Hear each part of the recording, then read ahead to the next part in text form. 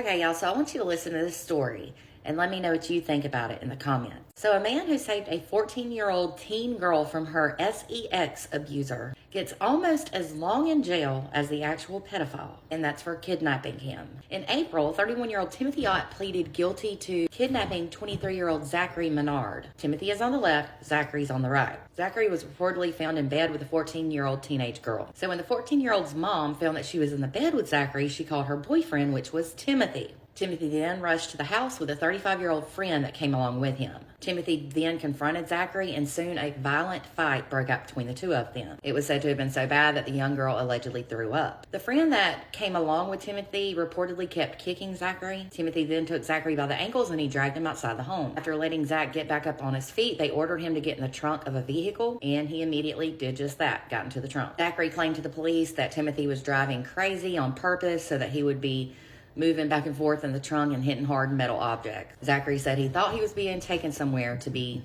unalived. Finally, the car came to a stop and Timothy allegedly punched Zachary several times and he broke his nose. The two men, Timothy and his friend, then left Zachary out in the country, and it was said to be like 35 degrees outside. Before Timothy and his friend drove back, Timothy allegedly told Zachary to walk back to town and to think about what he'd done. So the very next day, Timothy returned back to the scene to look for Zachary because he said he was scared that something might happen to him. But he then heard that Zachary had already been found and that he was being treated in a hospital. So Timothy then spoke to police and he confessed to what he did, and he said he was sorry that things got as bad as they did. He was arrested, and then a few days after his arrest, police found DRUG paraphernalia with traces of Beth, dropped the B, add an M, and that was in Timothy's possession. The judge gave Timothy a 3 to 5 year prison sentence for having the Beth, but he's allowing him to serve it concurrently with his time for kidnapping Zachary. Last month, Timothy was ordered to serve 9 to 10 years in prison. He must also pay Zachary the pedophile over $1,000 in restitution. Now, as for Zachary, he admitted to having sex with the underage girl